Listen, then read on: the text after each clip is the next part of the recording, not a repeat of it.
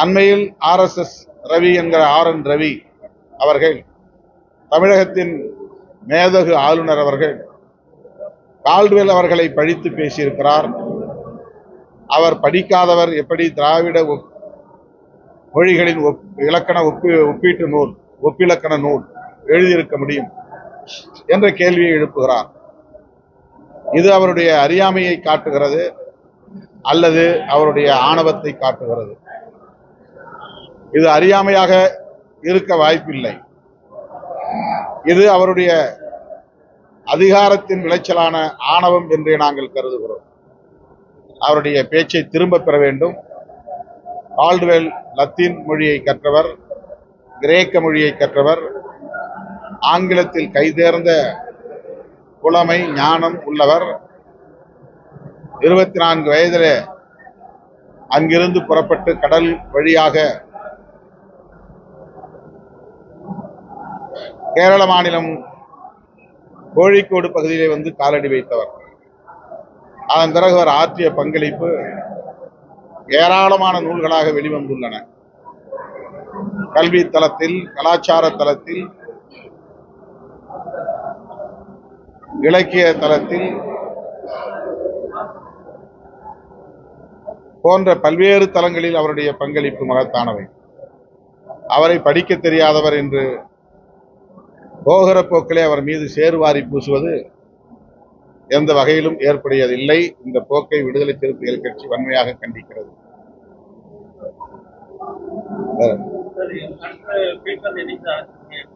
அழைப்பு வரும், வந்தால் உங்களுக்கு தகவல் வரும்.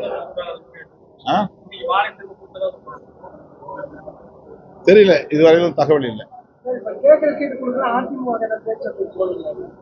அதுக்கு வாய்ப்பு இல்லை. நான் ஏற்கனவே சொல்லிட்டேன், இது வந்து 5 ஆண்டுகளுக்கு முன்பே போடப்பட்ட ஒப்பந்தம்.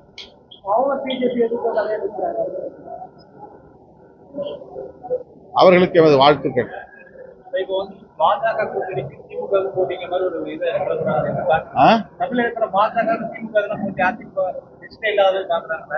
இது வந்து ஒரு மீடியா ஹைப். இது ஊடகங்கள் உயர்த்தி பிடிக்கிற ஒரு யூக கணக்கு. இது உண்மை அல்ல. தேர்தல் முடிவுகளுக்கு பிறகு தெரியும் தமிழ்நாட்டு மக்கள் எப்படி சனாதன சக்திகளுக்கு பாடம் புகட்டி இருக்கிறார்கள் என்பது தேர்தல் வாக்கு எண்ணிக்கைக்கு பிறகு தெரிய வரும்.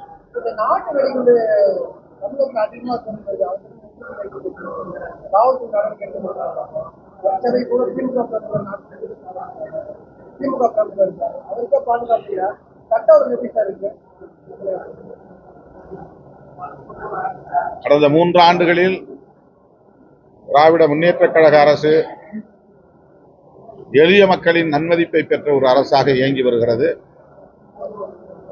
எந்த ஒரு ஆட்சியிலும், ஆட்சி நிர்வாகத்திலும் விமர்சனங்கள் இருப்பது இயல்புதான். ஆனாலும் அந்த விமர்சனங்களை எல்லாம் தாண்டி அனைத்து தரப்பு மக்களின் நன்மதிப்பை பெற்ற ஒரு அரசாக திமுக அரசு, சமூக நீதி அரசாக திமுக அரசு இயங்குகிறது என்பதை சுட்டிக்காட்ட விரும்புகிறேன்.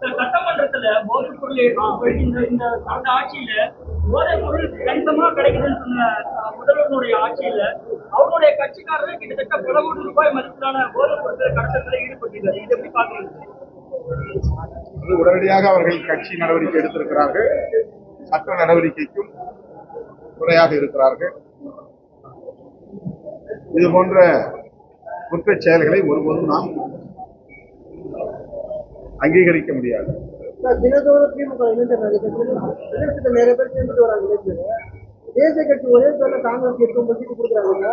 காங்கிரஸோட தமிழ் அதிகமாக தானே சொல்றோம். அதிகமான சீட்டு கேட்கலாம். இது நீங்க தமிழக முதல்வரிடத்துல கேட்டு எனக்கு பதில் சொல்லுங்க. காங்கிரஸ் மேலிடத்துல நீங்க இணக்கமா சொல்றதுனால திமுக வந்து உங்க ஓரங்கட்ட நினைக்கிறதுன்னு சொல்லிட்டு உளவுத்துறையினுடைய தகவல் இருக்கு.